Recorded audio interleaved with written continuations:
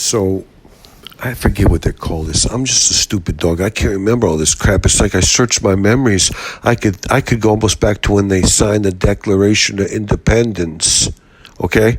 And I can kind of see John Hancock, making a bigger signature than the other guys, and some of the other ones saying, "Hey, bud, you make what? Are you stupid? You make us all look like a bunch of jabronis. You got a big giant signature.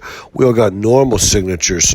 What kind of bullcrap is that?" And John was like, "Hey, when they threw me out of England, I just want to let them know I'm coming back to rub salt in their eyes." You know what I'm saying? And they're like, whatever. Okay, John. Whatever, John Hancock. Go sit down. Have another mead. Okay? Go have another ale, John Hancock. But what was really going on is that the man had taken out Madame Yes, and he discovered that when he was out with Madame Yes, women paid attention to him like they hadn't since Madame Yes was gone. So when Madame Yes left after their romance, and she left with some guy named Jimmy or Jimmy Two Shoes. I can't remember. Jimmy Two Thumbs Jimmy. I can't remember. Jimmy Whack Jimmy. Jimmy Don't Care. Jimmy Crack Corn.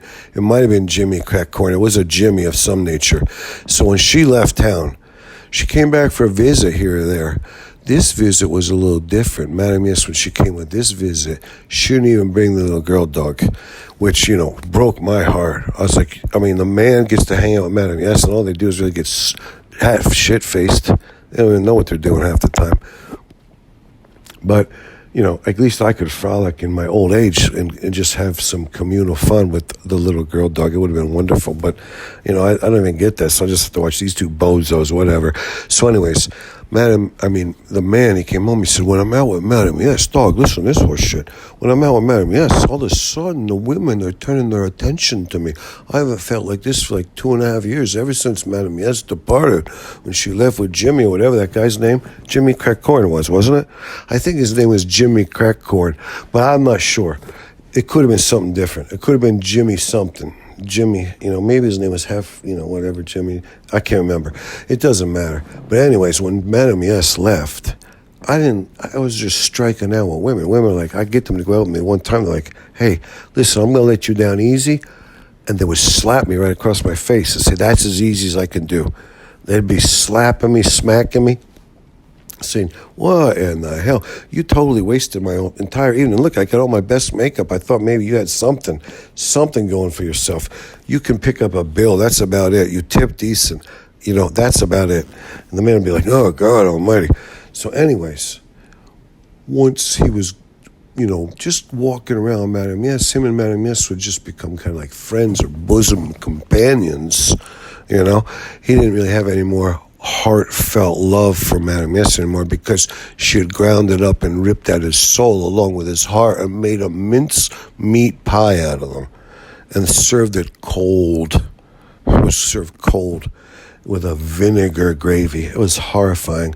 It was really beyond the pale. But the main thing was, after healing all that, after the man decided, whatever, I can't love Madame Yes anymore, but I don't hold a grudge. We could go, to dinner or something. He would go out.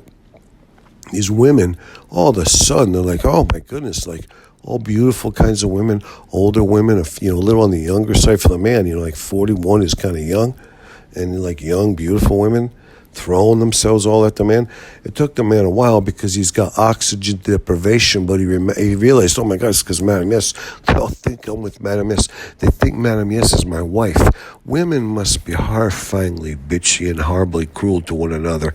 It's like an undertow at the sea. Like the waves up top are like the men, and the glistening in the sun and the dappled light dancing away.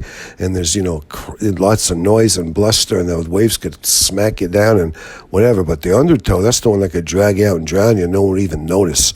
That's like women to each other, like an undertow. They're like, as soon as one woman sees another woman's happy, they're like, I'm going to take that man. I'm going to go fuck that man because they'll make that bitch miserable. That's what women always think. And the man, he told me this. I'm just an idiotic, stupid dog, so far be it from me. I don't even know what's going on.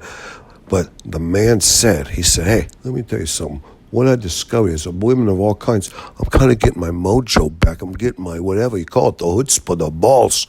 I'm getting a set of balls on me again, brass balls, because all I have to do is show up with Madam Yes. I act like we're together. I pay for all the bills.